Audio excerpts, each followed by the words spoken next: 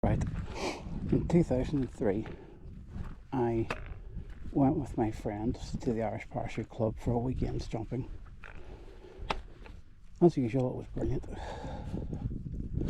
I was driving back.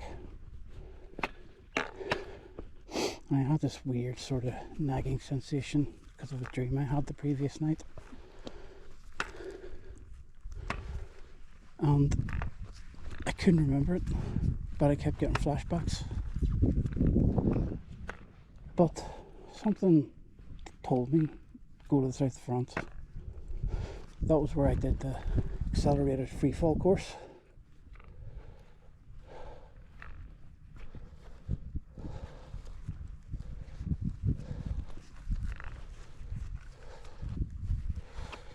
The accelerated freefall course 3 years earlier, and a year after that, in 2001, I went back and bust the crap out of my foot.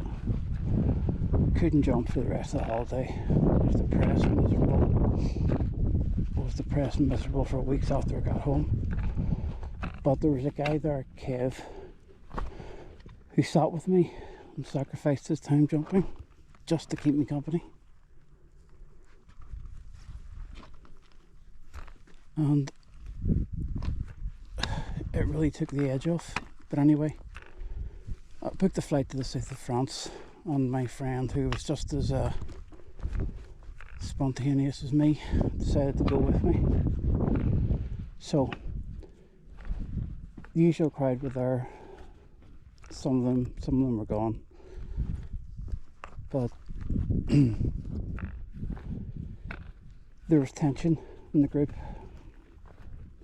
Kev was suffering from depression, and he was having a an episode, and he managed to alienate everybody because they didn't understand what he was going through, and he kind of took it out on them. But he was sorry, he apologised, but yet for some reason they were still holding it against him. But anyway, I was in the bunkhouse getting caught up with sleep.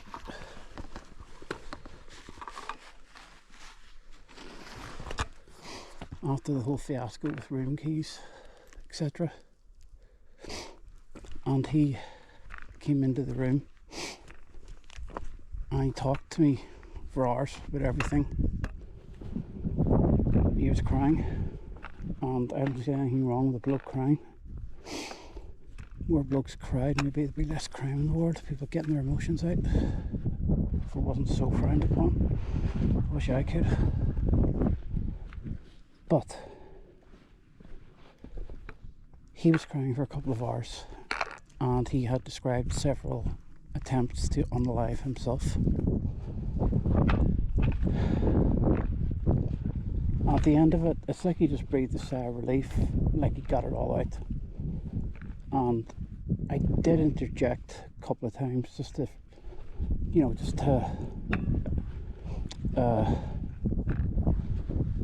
comparing it to experiences of my own to validate it. Because he did actually snap at me in 2001. Well, I haven't seen him since 2003. I think they made up before I went. I tried to talk to them, I can't remember. But I know I talked to Kevin for a few hours. What the fuck are you doing?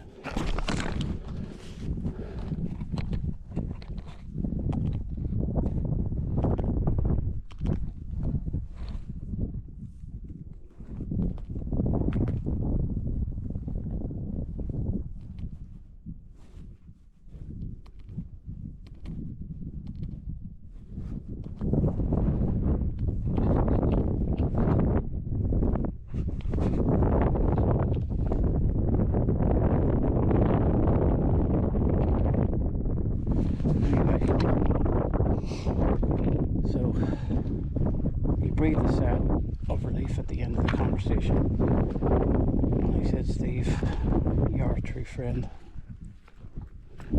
And in the weeks and months following that, he seemed to be,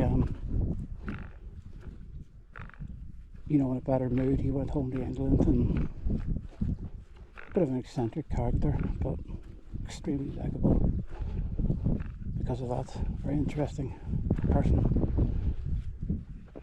But I spoke to him years later on Facebook, and he seemed to be doing okay. But that fucking guy, he needed somebody, and he was getting nothing from nobody.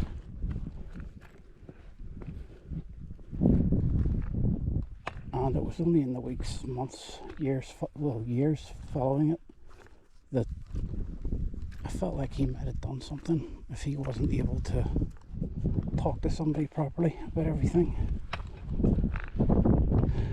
You know what? I'm just guilty of this as well. But if your friend ever wants to talk, don't downplay how bad they're feeling.